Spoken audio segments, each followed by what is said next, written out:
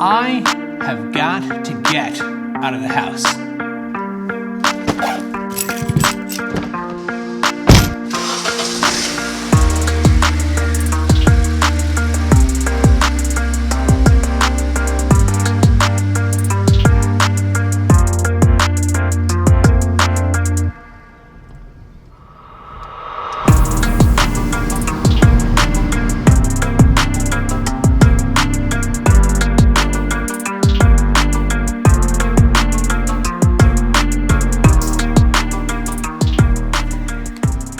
Right, well, it is my day off, and I thought I would take you along a little bit on a little hike that I'm going to do. Of course, it's pretty crowded out here. I mean, everyone has kind of the same idea I do. But I don't know, sometimes I just need to kind of go for a walk, get away for a little bit to find some peace.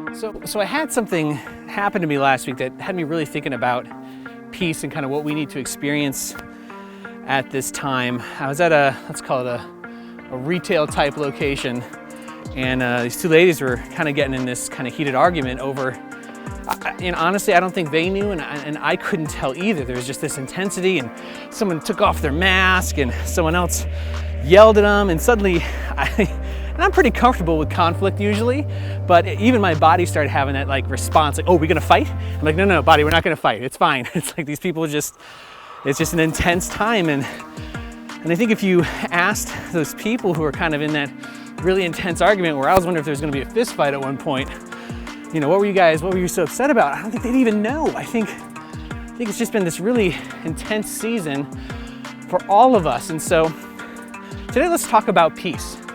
Let's do 5 verses that will kind of help us understand the peace that we could have as believers in Christ. And to kind of have those scriptures in our toolkit during this time when we need it. And just know those scriptures to use them kind of before we go out or before, you know, we get started with our day. Something to just help us experience some of the peace of Christ that we need, even though our circumstances have been not always peaceful during this season.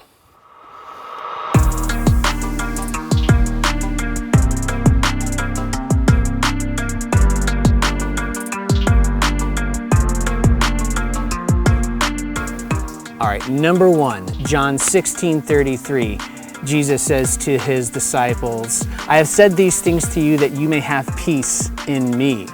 In the world you will have tribulation, but take heart, I have overcome the world. And Jesus is saying this to the disciples, preparing them for a world that will be difficult, preparing them for the fact that he's going to go to the cross, to prepare them for the fact that they're going to have to be the instruments of God to start the church in a really difficult time. And so he's reminding them that Christ has overcome the world, that he's going to be sitting at the right hand of the Father, that ultimately he is in charge. And so in him we could rest in peace, knowing that ultimately he is there overlooking us, overwatching our situations, and is with us and empowering us through those times. All right, number 2, Isaiah 26:3-4. You keep him in perfect peace, whose mind is stayed on you because he trusts you.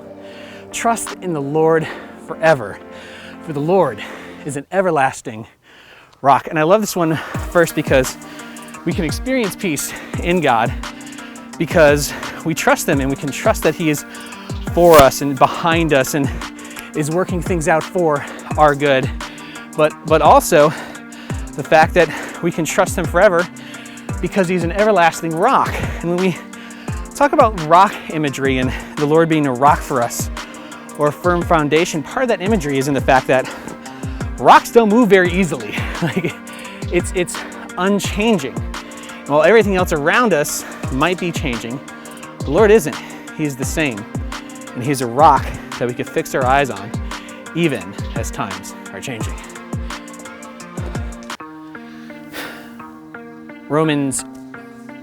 All right, number 3, Romans 12:18. If possible, as far as it depends on you, live peaceably with all. I think we really need this one right now. Remind us that we as Christians who have experienced the love and forgiveness of Christ can show others that love and forgiveness where they've deserved it and earned it. And we have an opportunity to be peacemakers in the world. Now, the verse said it itself, like, we can only control ourselves. We can't control how other people act towards us, and can't make peace if they don't want peace. But as far as it comes to us, and even if it means sacrificing a little to, maybe we don't need to save face. Maybe we could sacrifice saving face to try to make peace in a situation instead of letting it escalate. Maybe we can show people what the love of Christ looks like practically. And I think we have a real opportunity right now when we're all feeling a little bit more intensity just about everyday life to show people what the peace of Christ looks like and be peacemakers in our culture and when we're going out and when we're coming home.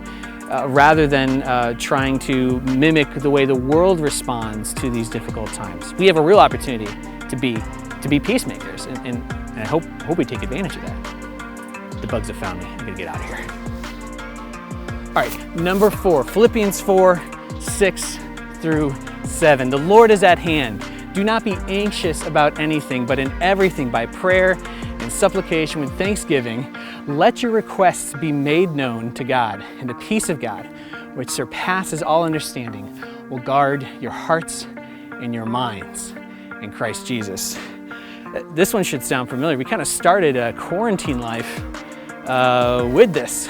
When all this began, we started with this passage, the idea that we don't need to be anxious or respond to things that could cause us to be anxious with anxiety, but instead bring them before God to immediately in prayer and even with thanksgiving for what we have in Him, let our requests be made known to Him. And then when we do, and we're putting our trust in Him, and we're requesting help from Him, even when we're requesting peace from Him, there's a peace that surpasses all understanding that might come over us, that we might experience because we have placed our trust on a rock and the Lord is helping us through things.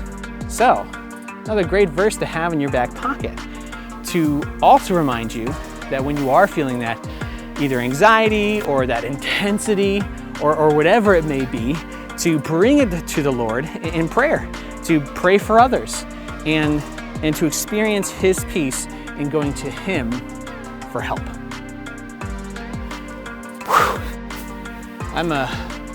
Quarantine life got me a little out of shape.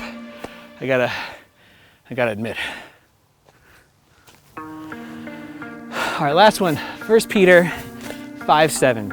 Cast all your anxieties on Him because He cares for you. And this is a great one for us to end with because it really gets to the idea that when we are feeling anxiety, when we are feeling this stress, when we're feeling that intensity during these very unusual times, let's say, we want to not hold those in ourselves, but that because we have a God who cares for us, we could hand those off to Him. And that's kind of what we should picture in our minds. Like literally like handing God this anxiety, this ball of either fear or intensity or whatever it might be, and just kind of handing that to Him and letting it go and being like, Lord, you're gonna have to take care of this for me so I don't live all my life with this anxiety. And it's also good to know the reason why we can do that, because He cares for us. And that is so significant. God cares what we are going through. He cares about the fact that we are experiencing these anxieties, and He desires to give us peace. And so let's hand those to Him and not bear them ourselves and experience some of the peace of God. Come on. All right, so that's 5 verses to help us find peace in God during these times when we feel the intensity ratcheting up, we might feel anxious. And these are going to help you be a light to the world, to your family. If you could find that peace that goes beyond your understanding or beyond your circumstances. So go ahead and put these on a note card for yourself, or read them when you get up in the morning. Read the context of some of these passages, and you're going to find they're helpful. And then maybe if you can, every once in a while, just find a moment of peace, whether it's walking in the woods like this or finding a moment in the evening when others have gone to bed and just pray and find a little peace.